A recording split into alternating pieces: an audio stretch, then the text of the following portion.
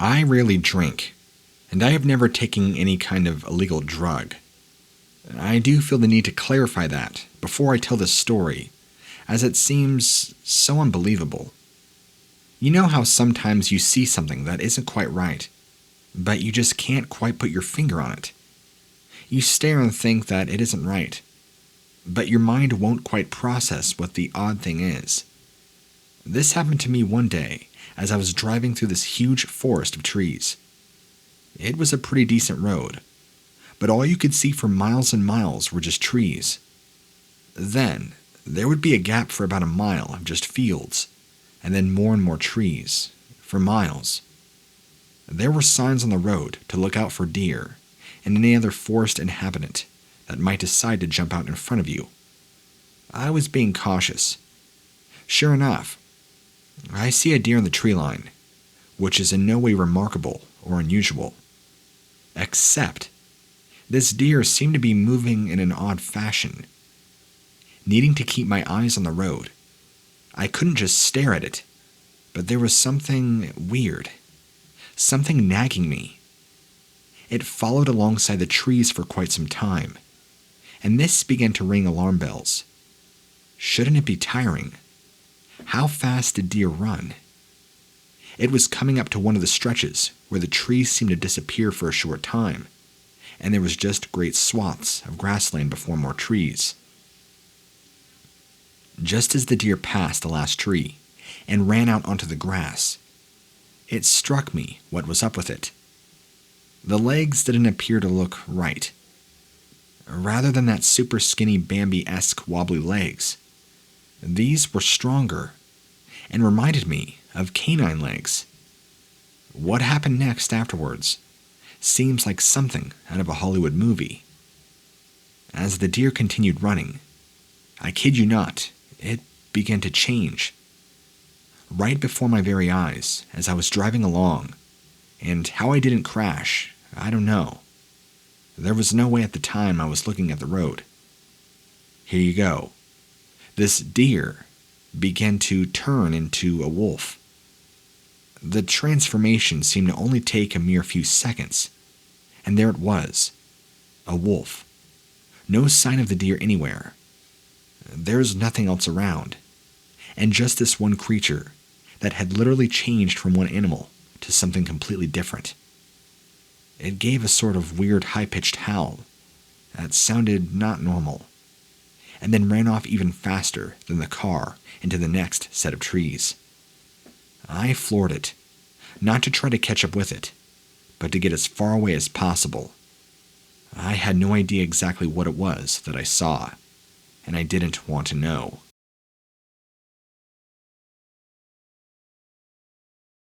I had recently received the news that my grandmother was sick with COVID. This was a big blow for me, since I was close to my grandmother, and I had fallen into a slump where I had not contacted her, just for the sake of it, for a very long time. So other than the distress of finding out that she was ill, the experience was compounded by the guilt of knowing that I hadn't been keeping in touch, and that she might not be around much longer. I went for a walk on a lonely bike trail that ran through thick woods. The outdoors was always good for me, a place of solace. It was the sort of thing that evened me out and allowed me to think from a relaxed and level-headed perspective. The trail was wide, and it was raised up so that either side sloped down to the woods, kind of like a road, where there is small ditches on each side of the road to help shear off rainwater. I didn't do much observing of the scenery, though. My eyes were mostly kept to the trail, and my feet, as I tried to sort out thoughts and emotions. I heard a snap of a twig off to the side. It garnered my attention, so I looked into the woods to see that just behind the first line of trees, a large buck, looking at me inquisitively. If it had been a person, I would have been irritated at my inner dialogue being interrupted. I easily admired the beauty of the creature for a long time before continuing on, absorbing into my thoughts with a lighter heart. I quickly thanked this buck for the mood lift. Walking along, I quickly threw glances over my shoulder to make sure if my animal companion was still there. It was still looking at me, as it was trailing me at a distance. Maybe I was in its territory, but it didn't seem like it was going to charge me or anything. One of the times that I looked back, I did so just in time to see it go behind one tree, and then see a large coyote emerge from behind the same tree. That made me stop and stare. Why had the deer gotten so close to a coyote? And how come the coyote hadn't attacked the deer? I quickly scanned the tree line for the buck, but it was gone. It was as if the buck had transformed, which was impossible. But the coyote behaved exactly as the deer had. Right then in that moment, I began to get a sickening, sinking feeling in the pit of my stomach. I kept looking back at the coyote, and it went behind a tree and emerged as a fox. When I stared directly at it, it would just stand there and stare back at me, almost behaving identical to the past two animals. But when I walked on and only minded it out of the corner of my eye, it would follow and perform these inexplicable transformations behind trees, out of sight. The final straw for me was when it emerged from behind one of the trees as my very own grandmother. The imitation, or so I call it, was perfect. Even the way she walked. She even yelled out to me with her voice. That voice that I knew so well. I began to run. I knew it wasn't right. Something was wrong. When I looked behind me, my grandmother had transformed into something like a wolf made of pure black shadow. Panic came over me, and I ran in that moment for all I was worth. I was thoroughly winded. It took me a while to recover, and I'm still waiting to hear if my grandmother is going to make it through or not. But I know whatever I saw that day, it wasn't her. I don't know if it was some kind of omen. It was just a product of all the stress I was under. I'm not sure. But if I ever see it again, I'm not going to wait around to see if it's an hallucination or not. By the way, as far as it being a native thing, or some sort of black magic, the only thing I can attribute to that is there's a reservation nearly 30 miles away from here. I have no idea if the two coincide.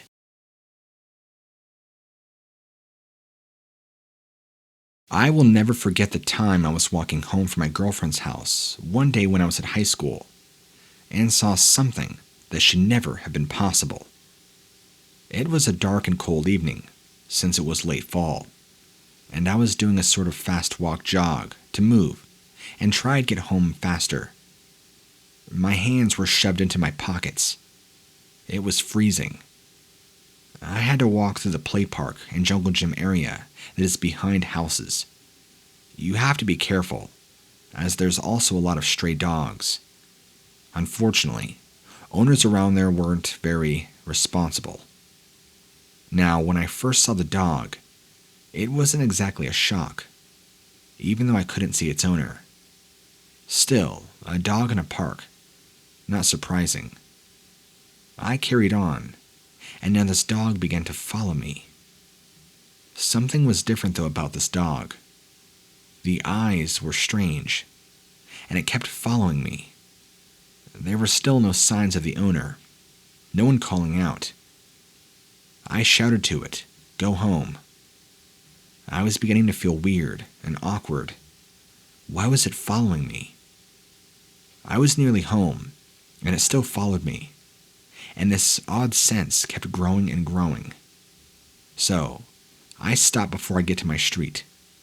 It stops too, looks at me. I can see now clearly what was bothering me. This dog had very bright, intelligent blue eyes. They didn't exactly look like dog eyes. Not like blue eyes you'd see in Alaskan Malamute or a husky. Not like that. Now bear with me. They were human-like. Suddenly, there was a loud noise that startled me, and I turned to see a car coming down the road, blaring loud music. I quickly turned my attention back to the dog, but the dog was now gone. Since this road was straight, I couldn't see or rationalize how it could have disappeared, at least without a trace. Then, I caught a slight movement out of the corner of my eye, close to the wall that was next to the sidewalk by the houses, and out of the shadows stepped a man. A man who had very much not been there a minute or two before. That had no way of just appearing any more than the dog could have just disappeared. And as I saw him more clearly, he had the brightest blue intelligent-looking eyes, exactly like that dog. I didn't care about not going home or following. I was so scared, I ran. I didn't hear any footsteps follow behind me, and once I got home, I allowed myself to think about it. It couldn't be true. It seemed as though I had been followed by a dog who turned into a man. Does that even happen? Was he what they call a shapeshifter? And if so, had I been targeted, or was he merely just curious?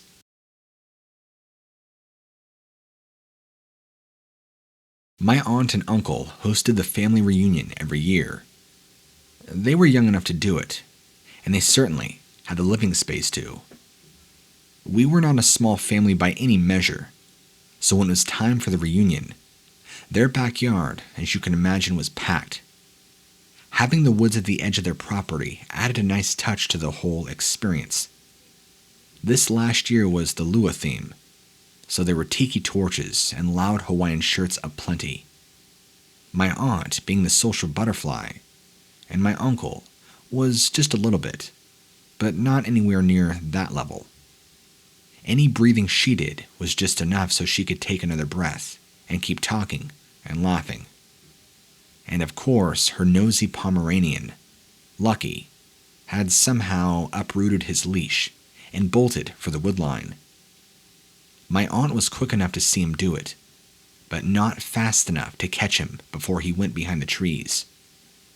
All of us got a good look at my aunt running like she's in a marathon. She came back after a few minutes with Lucky in her arms, and he just wasn't having it. She was surprisingly very quiet for the rest of the evening. Several people, including myself, wondered if there's something wrong. She had that look like you would expect from somebody who's upset. But, like a lot of people, she insisted that she was fine. She didn't even play any games until she was invited, and when she participated, she said nothing, and not even smiling. Now, my uncle was visibly embarrassed that his wife would be this upset with him about something in front of the entire family, but when he pressed her about it, she would shrug her shoulders and claim to be okay. She was just tired. My uncle knew better. I mean, the poor man was driven to a sort of quiet desperation to get his wife to stop treating him like this, and yet she told him there wasn't any behavior to cease. The awkwardness wouldn't leave, but my uncle resigned himself to things being what they were. Everybody started moving inside so that they could enjoy a little more time together in the backyard before everybody went home. If I had not lingered in the backyard, I would have not noticed the movement at the tree line. Somebody was out there, and I recognized it right away. But I had no explanation. My aunt was hobbling out of the woods as if she was injured. I ran up to her, asked her what was going on. She explained that when she went after Lucky, somebody had shoved her down and grabbed him and ran off. She was planning on going inside and calling the police to report the dog as missing. That's when my blood ran cold, when I calculated all the implications. Though injured, my aunt was still managing to talk up a storm. Whoever it was that went inside with my uncle was the total opposite. I helped her inside the house, but I chose not to tell her about the doppelganger. I searched the house as discreetly as possible. There was no sign of the other aunt. I told my uncle that was going on, and he helped me comb through the house, because he swore that twin day his wife had just been there, but she was gone when he turned around. She had either mysteriously vanished or was hiding. Well, they never found her, and we never saw her again after that. So, shapeshifter, skinwalker, wendigo, or doppelganger, let's never meet again.